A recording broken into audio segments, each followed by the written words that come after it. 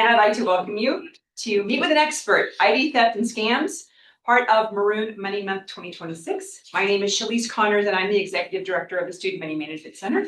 Today, we have a guest presenter who's going to bring her financial expertise as a well-renowned banker in our local community. I'm just going to elevate you. From the Denton Area Credit Union, Mary Jacoby is going to be here for our presentation this afternoon. I do want to remind our online participants that there will be a very quick, short 6-question survey when you exit out of the Zoom. If you can fill that out for us, it helps us with our programming, gives us great feedback on how we're doing and if this is the type of programming that we'd like in the future. So without further ado, I'm running without my notes here, but please welcome Mary Jacoby. Thank you, Shalise. Hello, everybody. How are you guys doing today? Good. Good. Pizza's good. Hopefully everybody on Zoom is doing good as well. Like Shalise said, my name is Mary Jacoby. I work for a company called DACU. DACU is a local credit union. Been around for going on our 90th year this year. So we were very hyper-local. We were actually started at the University of North Texas, is where our credit union was started. And I was telling Shalise, their money month and y'all's money month is overlapping. So I'm kind of all over the place with money month, but it's fine right now. But I'm happy to be able to be here to kind of talk with you guys a little bit about identity theft and scams, because there is a lot out there that you guys may or may not be aware of. So I want to go ahead and make sure we have a really good conversation. I'm also going to show you guys a tool at the end of the presentation that will kind of help you determine whether or not you are at risk for identity theft. The fact of the matter is, we all are at some sort of risk for ID theft. And it takes many different forms and shapes and sizes and all that. But part of it is of how we use our money, because this is how we use our money electronically, right? Many of you probably don't very often go into your branch or your credit union or wherever you do your banking, because we have our bank in our pocket, if you will. And that's fine. And it's great that we have the ability to have access to our money so readily. But with all those conveniences, opens up that risk a little bit. So not to be worried or concerned or anything like that, but we just need to be aware of what's out there. So let's go ahead and talk about what is identity theft. It is a crime. Someone is stealing somebody else's identifying information. So that could be your name, your social security number, it could be your credit card data. And I think when we think of ID theft and types of crimes, we immediately think of my credit card getting hacked or my debit card getting hacked and things like that. And then they typically are doing this because they are criminals and they want to get financial gain. So, again, we want to go ahead and make sure we minimize that as much as possible. Let's go ahead and go to the next slide. Here's some sobering statistics, and we'll talk a little bit about this. Over 1.15 million reported incidents of ID theft was reported back in 2025, which is a 36% increase from 2024. So it's going up by a lot. Close to $13 billion in losses. 20% of the victims lost more than $100,000. So I don't know about you guys, but I know myself, if I suddenly lost $100,000, that would hurt super bad. Oh, that would be awful. Okay. So for most people, thinking about losing any money to an ID theft scam would be horrible. But when you're talking hundreds of thousands of dollars, that's really, really super scary. And gosh, the state of Texas is in the top 10. Darn it, but there we are, Texas. So highest fraud, Florida, Georgia, Texas is in the mix. Florida is because there's a lot of retirees there.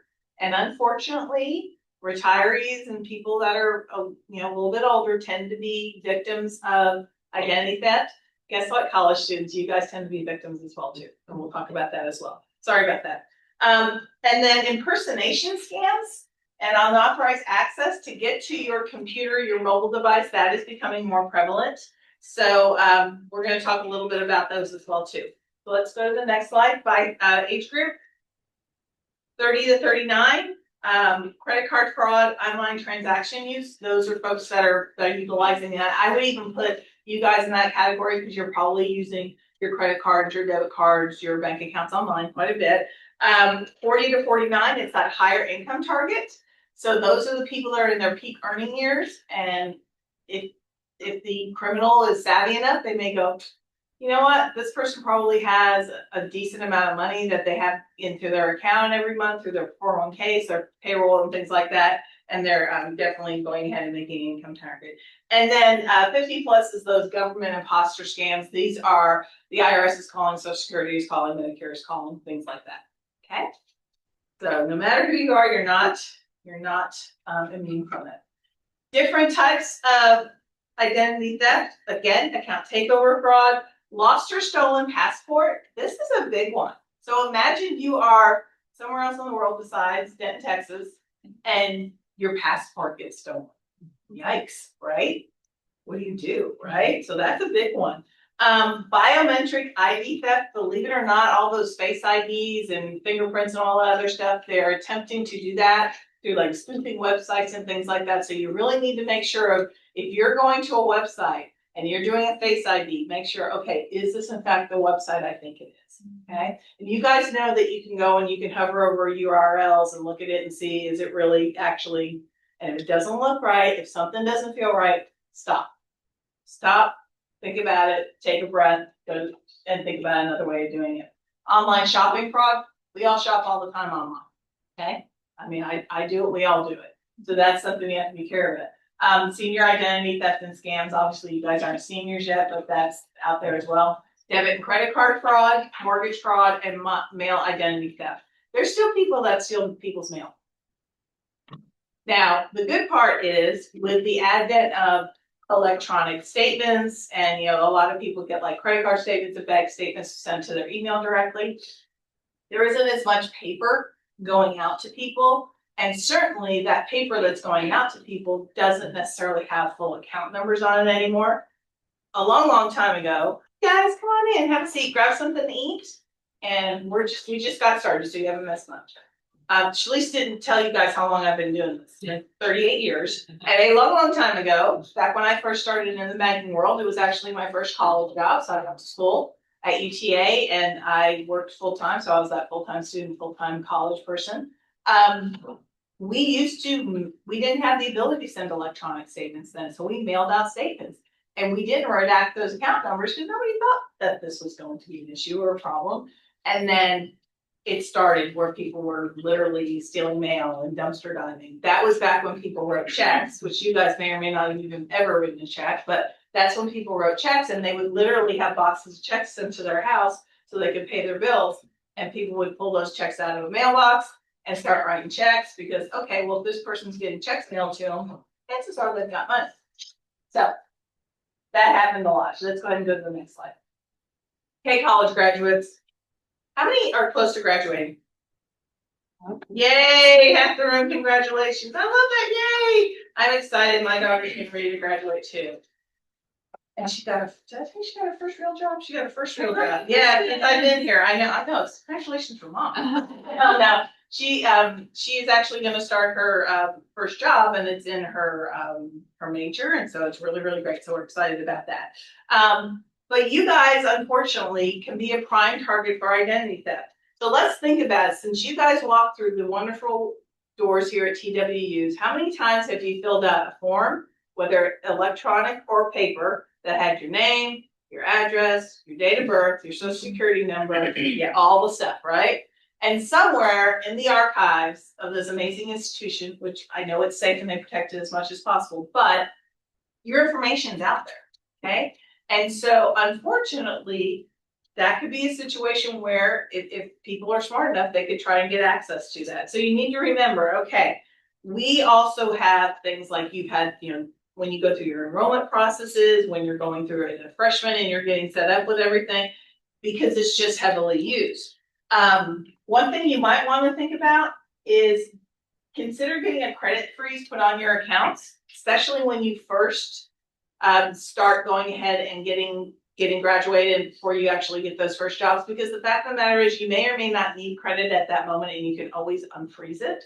But you want to make sure there aren't people getting your good name, your good social security number, your good date of birth, and going out there and applying for credit in your name. So that's why you might want to go ahead and consider that. And then just be careful. You guys are online a lot, right? How many here are online like every day? For one shape, big for every reason we're certain, right? So just, again, be careful with sites you're going to and make sure you take time with that.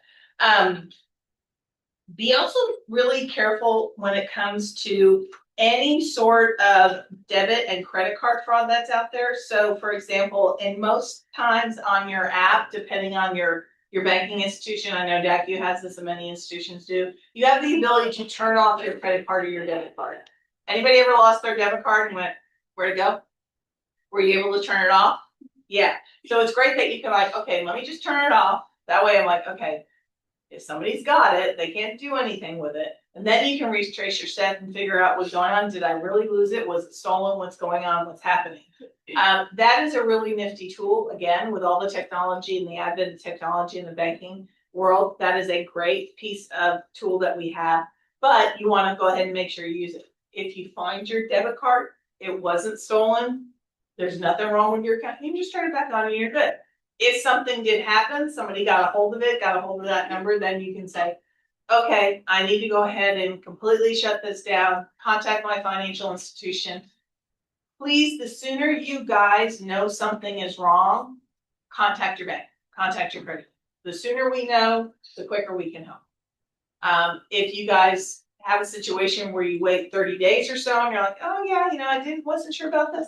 It doesn't matter it turns out if it's nothing, that's okay. We would rather have a conversation with you and it be absolutely nothing wrong than not have the conversation and then have a bigger problem. Okay, so don't be afraid to ask us questions. That's what we're here for. Okay, go ahead and go to the next slide. So how to prevent yourself. All right.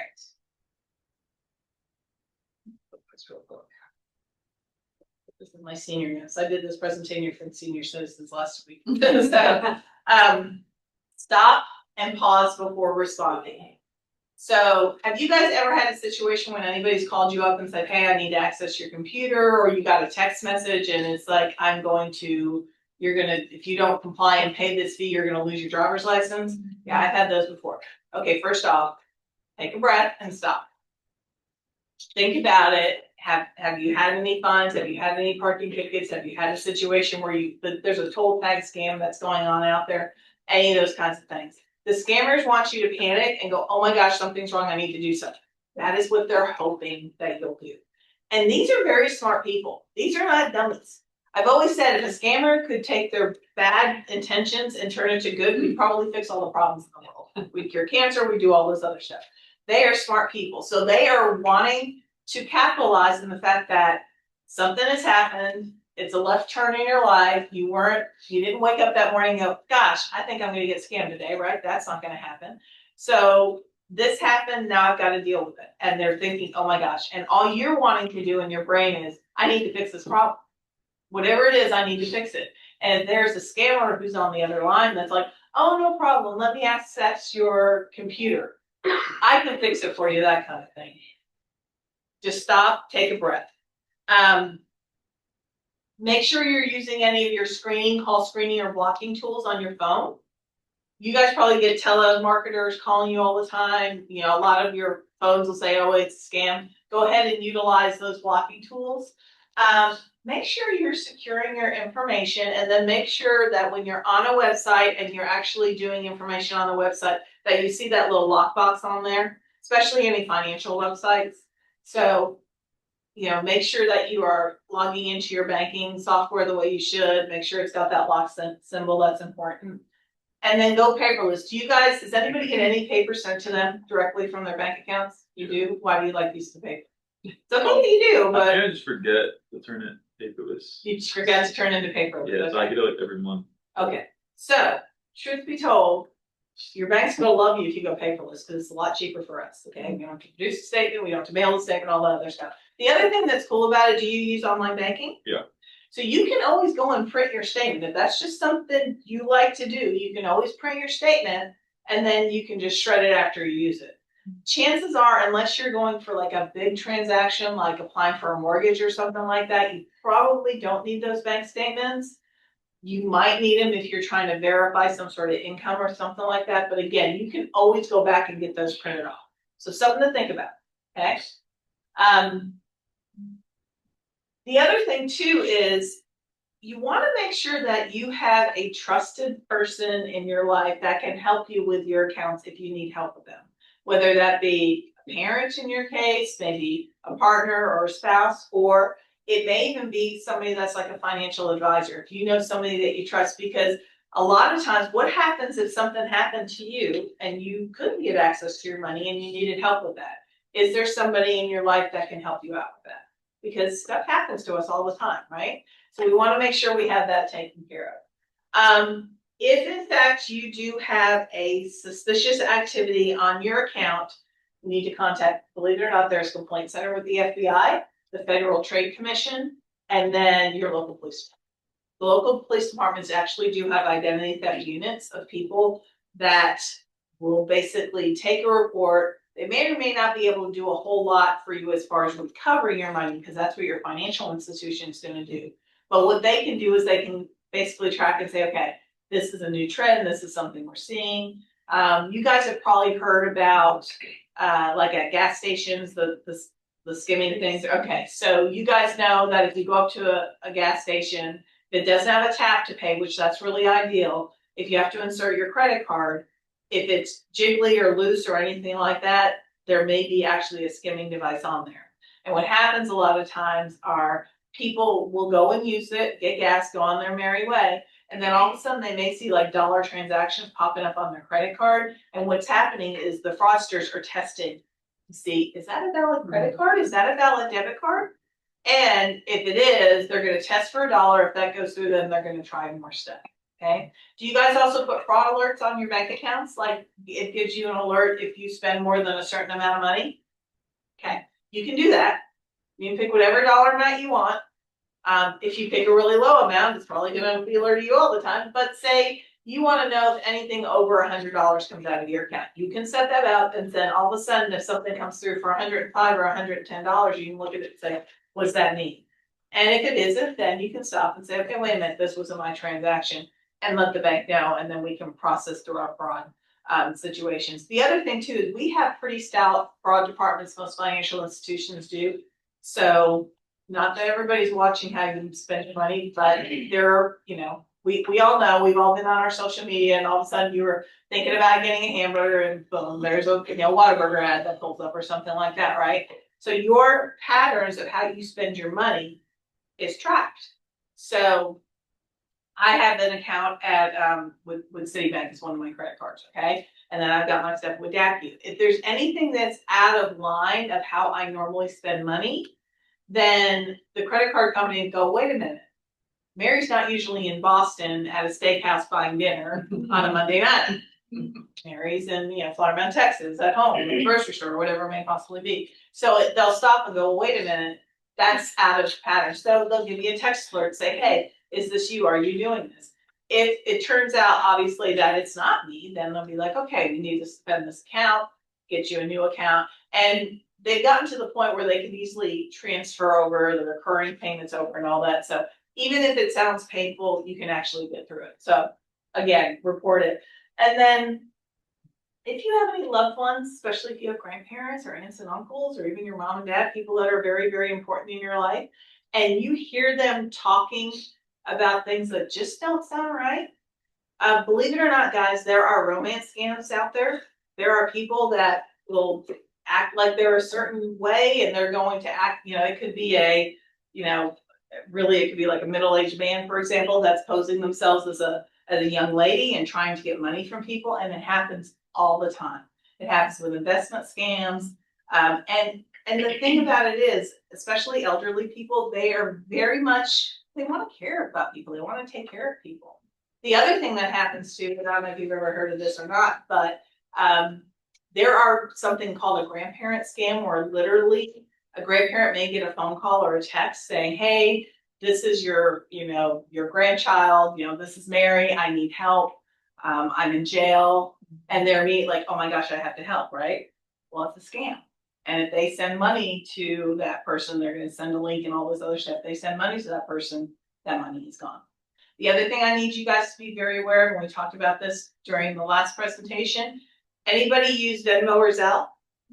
Okay, make sure whoever the receiving person is it is the absolute correct information for their Venmo or their Zelle. You send money through Venmo or Zelle and it's not going to the right person for some reason, we can't get it back. You can't do any fraud recovery or anything like that on Venmo or Zelle. So just make sure if someone says to you, hey, will you Zelle me the money? Especially if you're doing a big purchase or if you're doing like rent or something like that, make sure it's accurate. Okay, because that does happen as well too. Again, all the conveniences, they're great, until they're not.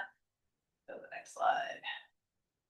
Okay, so what to do if we are addicted? How many of you guys have ever gotten a copy of your credit report? You have? Have you? Great. So you know you can get a copy of your credit report from each of the 3 credit bureaus once a year, completely free. Those 3, TransUnion, Experian, and Equifax. Did it make sense when you guys got it? I think I'm thinking on my credit card, never mind. Oh, you're thinking of your credit card, okay. So you probably want to get a report of your credit bureau. Okay. And you can go, I'll show you the website here in just a minute. You need to just check there annually just to make sure there isn't an error on there. Because if there is an error on there, you want to obviously get that fixed. You want to get those fixed before you go to do a major purchase where you're going to need credit. Again, think houses, think mortgages, think even applying for rent or to rent an apartment. So get a copy of your credit report.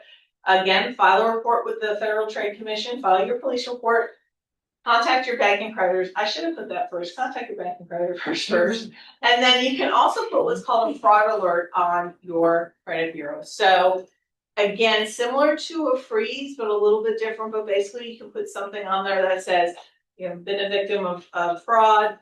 Please stop, do not issue out any other credit. And then it's going to make the creditor stop and say, okay, wait a minute.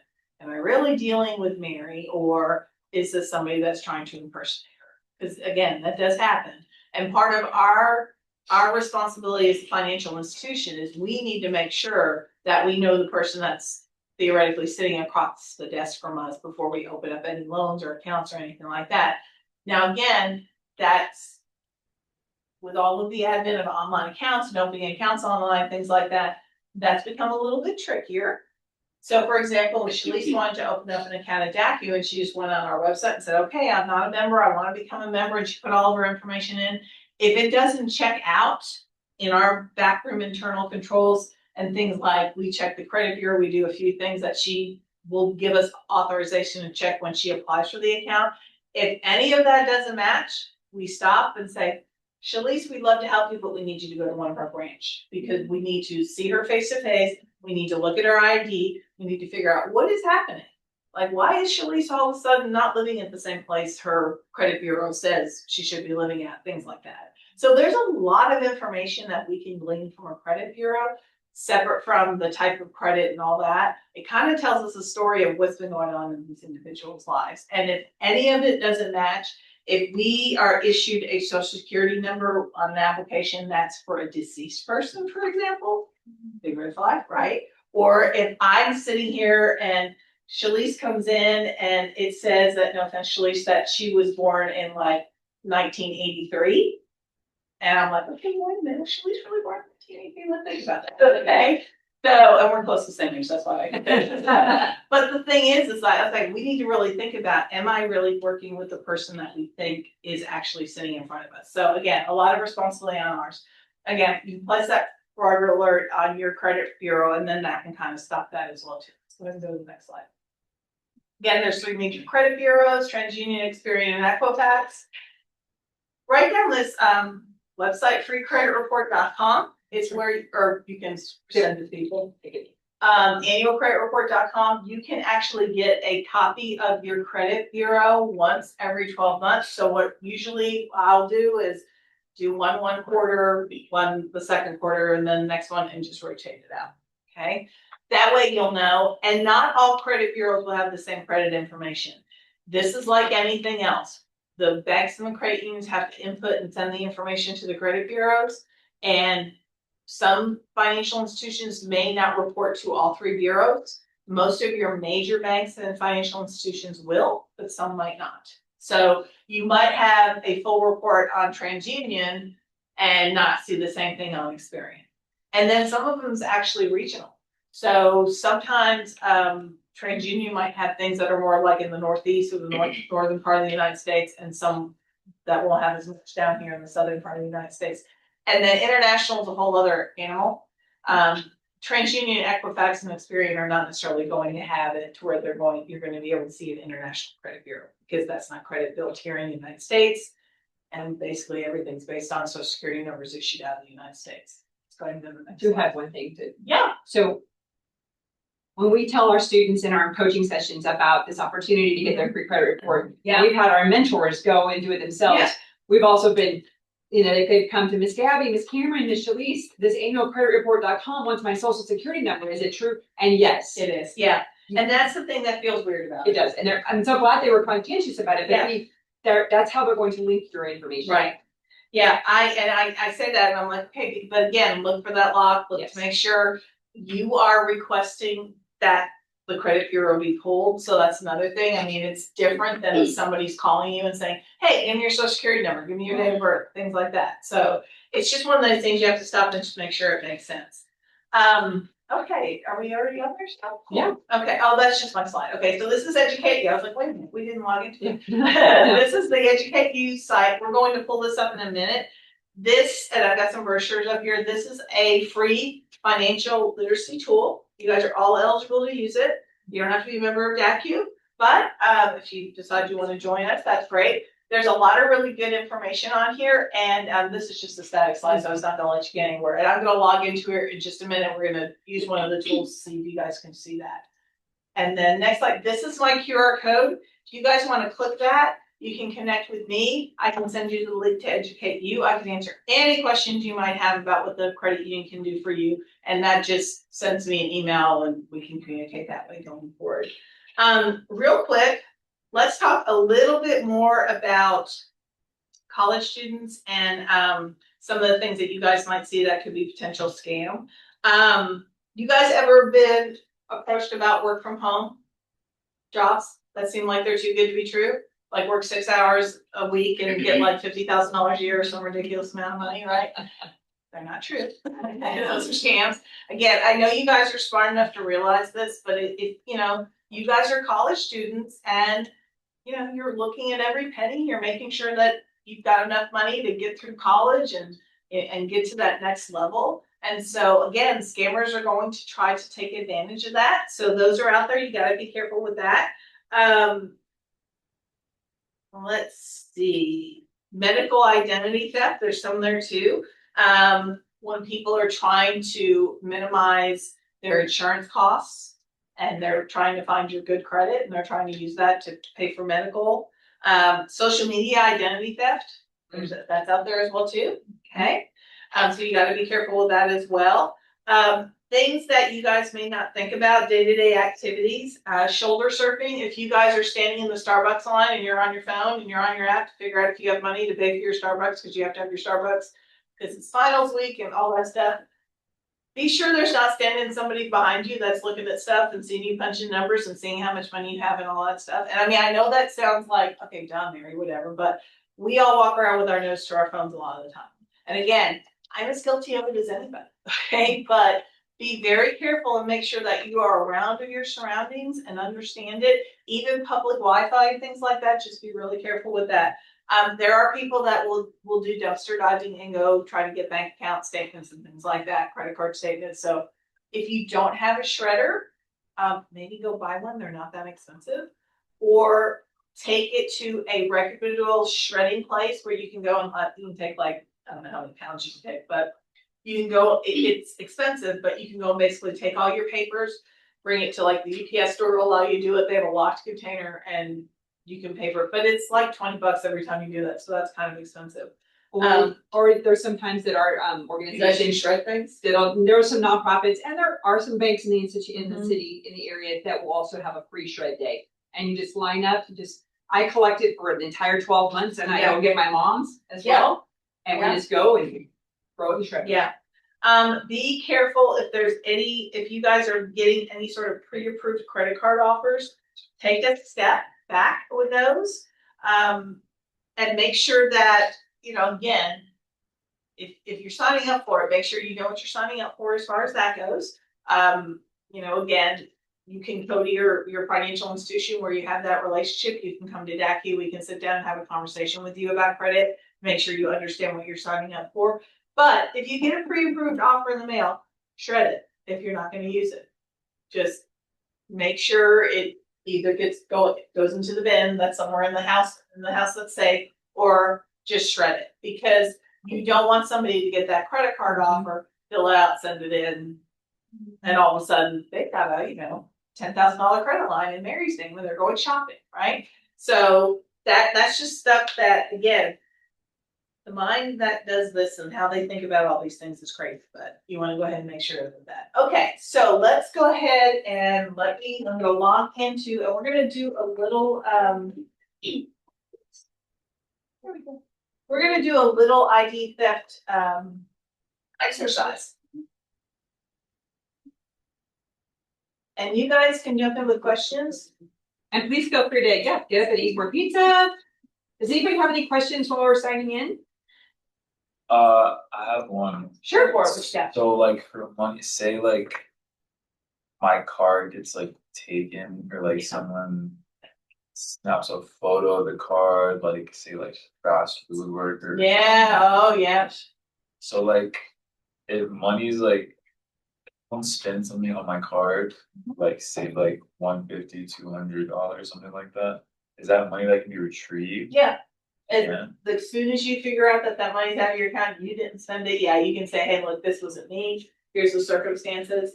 And what we can do is we can go back to the merchant server, which is usually Visa or MasterCard, and say, okay, this is not our member's transaction, and this is a fraudulent transaction. So we will actually do that on your behalf. Now, sometimes it takes a little while to get that money back, but if it's one of those things that's a blatant obvious, yeah, this was this scam, we can usually give like what's called a provisional credit, and then we can go back and we can get the money recovered. Okay, yeah, that's another thing too.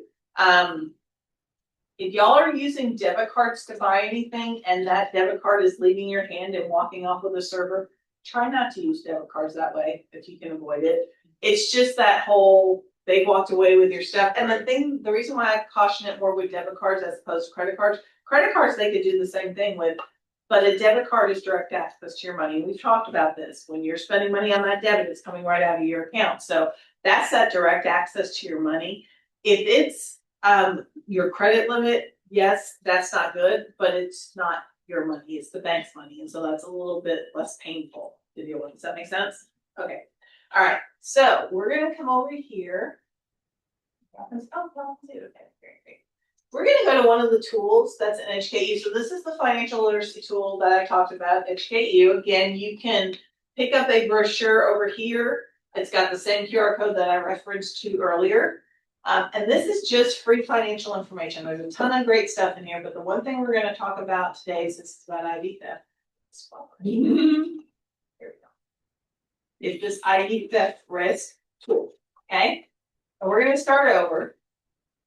I was just testing it the other day. We're going to start over and it's going to ask us some questions, and then we're going to answer the questions, and from then we're going to figure out, okay, what are we doing? So here's one of the questions.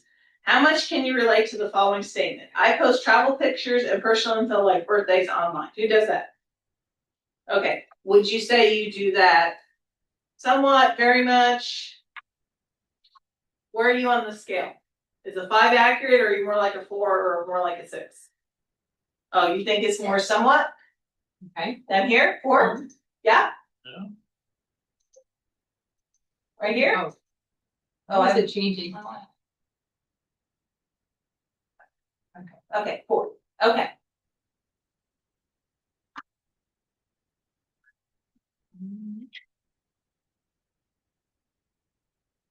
I think you clicked someone again, it'll move forward. There we go. Okay, that's good.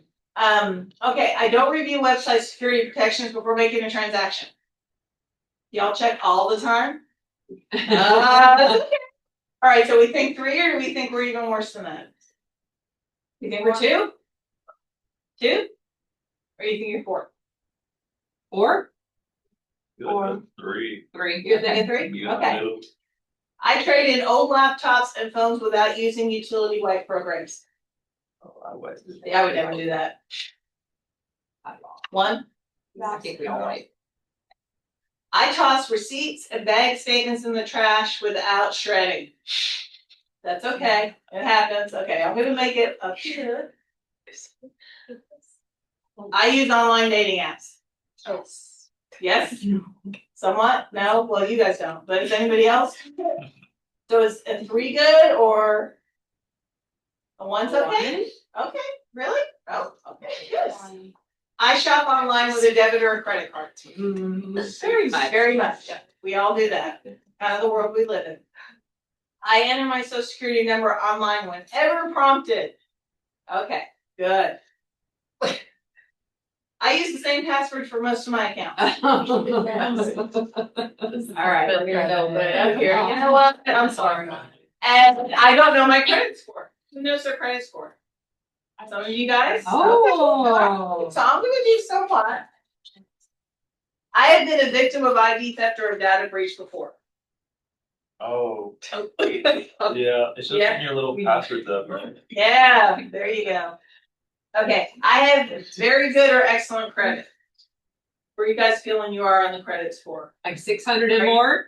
a 5. You think a 5? Okay, let's see what 5 is. I recently celebrated a major milestone in our life event. All you college graduates to be, guess what? You're getting ready to be there. Anybody else have anything like major that happened in their life? Turned They 21. posted all over the place. Went out partied. Okay, we're gonna leave it at 6. I keep my personal documents in one place. Yeah. I mean, you know, I use file sharing apps like Google Drive or Dropbox. Welcome to college. I find my link. Okay, guys, it's almost income tax time. Yeah. I find my income taxes the last minute. See, I don't either. Well, I didn't this year because I actually got money back. So, I receive spam calls from unfamiliar businesses. All the Everybody. Okay, so Oh. we are at medium. Okay. So basically you have some good habits and we just need to kind of be a little bit more careful. Okay. You want to make sure that you are watching things as much as you possibly can. Now, the thing about it is reality of it is that you could be the most cautious person ever. Okay. Chances are you're going to have some sort of identity theft situation sometime in your life. Okay? And it may not even be anything that you do. It may be that you went and shopped at Target between October 1st of 2025 and, March 5th of 2026, and they had a data breach. And everybody's stuff's been compromised. Okay, so what do you do with that? Well, you look at your accounts, you make sure there isn't anything. That's why we have online access to everything. That's why we send bank accounts. Look at your credit card statement, look at your debit card statement. Did I have something that just doesn't look right? I didn't spend money on it. I mean, you could save your receipts and go through one by one. You certainly could do that. Yes, ma'am. Sorry. With that, I was just wondering, with like banks and stuff that say like something happened and someone got into your account or your savings account or something like that, would you, because you said like it's gonna happen at some point in our life, would you suggest like looking into a different bank or is stay with the same bank because it's gonna happen regardless of who you bank with? Or So that's the thing. It's not necessarily the nature of the bank that you're banking with. It's more the fact that that account was compromised. So really what happens is when you come in and say, hey, this happened to my account, chances are if it's bad enough, we are going to shut down your account completely and open up your own new account. Okay. So it's not necessarily the function of the bank that you're with. It's just sometimes accounts have stuff that happens to them. Okay. Because most financial institution, if they're a reputable financial institution, they're going to have protections against those things as well. Okay. So if you put your fraud, if you know your fraud alerts that are set up with your bank, if you are actively watching your account, I mean, I don't know about you guys, who looks at their account pretty much daily? I'm kind of the same way. My husband used to laugh. He's like, do you have a button on your computer that says when I'm spending money? I was like, no. I can just pull it up, right? But the thing about it is stuff is going to happen. So if you are uncomfortable in a situation that you feel like there was an error made and it wasn't fixed, that's one thing.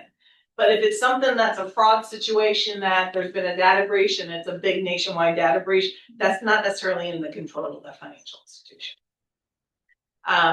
But again, we're just in a situation where you just have to be aware. And honestly, if you see something on your account and it absolutely is like, I didn't do this transaction, what is this? Ask about it. Again, even if it turns out to be something legit, let us know about it. Now, if you walk into your financial institution and they blow you off and they're not helping answer your questions, then yeah, you probably need to get another bank. Okay. But that all goes back into that your relationship you have with your financial institution. Do you feel like they're taking care of your money? And again, the unfortunate part of all this convenience that we have with all of our bank accounts being online and apps and all this other stuff is you may or may not have a good relationship. So you kind of have to have a little bit of both. Again, being in this a long time, it used to be that when you moved somewhere, so any of you guys that are graduating, and when all you guys are graduating, you may or may not stay here in Denton. You might get a fabulous job offer in New York City. Okay, that's great. Well, because we're in the time that we live, you can take your Chase mobile app or your DACU mobile app and your accounts and poof, you can go to New York City and you can still have access to your account. Now, you're not going to have a DACU branch in the middle of Midtown Manhattan because we don't have them there, but the fact of the matter is you don't really have to open up another bank account. Back all those years ago, you had to find a bank, you had to find a doctor, you had to find, your church, your school, all those kinds of things. So your money moves with you now. Again, great and wonderful. We love that. But you also want to make sure that you have that relationship with your banker because you guys are at a pivotal age too, where you're going to have some pretty important stuff that you need to get done. If your banker is a good banker, they're going to want to help you through that. And it's even more than the houses and the cars. It's like, hey, you know what? I need to save for my future. What does that look like for me? Because it's all different. All this personal money stuff is personal. It's all different. So does that answer your question? Okay. Thank you. Yes, I have a question. So you mentioned data breaches and Yeah. she also mentioned if something gets stolen. So sometimes, I don't know if you guys have gotten a letter in the mail that said, like she said, Target had a data breach. free or And, no. yeah, right. And so they offer you a year for free of a security software, or they Yeah. say, what is it? Is that best practice to take advantage of that? You could. I mean, you could take advantage of it, and if it's free and they're not going to charge you for it, that's fine. Now just be careful that year's not going to go up, and then all of a sudden, miraculously, you got a $40 charge popping up For somewhere, subscription. right? For a subscription type thing. Again, if you are checking your credit bureaus, you can kind of control a lot of that. I also too am pretty much an advocate of not having a ton of financial relationships. Okay. So obviously you're gonna have your primary bank account, you're gonna have your checking, your saving, the things that you need to do your day to day, but you don't necessarily have to have, unless you are at a situation where you need to look at it from an insurance perspective, an FDIC insurance perspective. The average person probably can have one or two financial relationships and kind of keep control of that a little bit. It's kind of like with credit cards. I don't have 15 credit cards in my wallet. I want to keep up with 15 credit cards. I have two. One goes wrong with someone, I have another one that's a backup. So you can kind of control that a little bit yourself because okay, wait a minute. If I'm not a customer of Chase and all of a sudden Chase is sending me a credit card statement, something's wrong, right? Something's not making sense here. So you really just kind of have to balance out and see what works for you. But yeah, I mean, you can take advantage of that opportunity. That's just their way of saying, okay, yeah, we screwed up, we messed up, it happens. And a lot of times too, it may or may not be anything they truly did. The people that are hackers they're good. Yeah. They're really, really good. And then we live in this wonderful world of AI, which is good and bad. Okay. But again, and even some commercials, I don't know if you guys have noticed it. There's one commercial, I don't know who it's for, but it's the cast from Jurassic Park that was like years ago.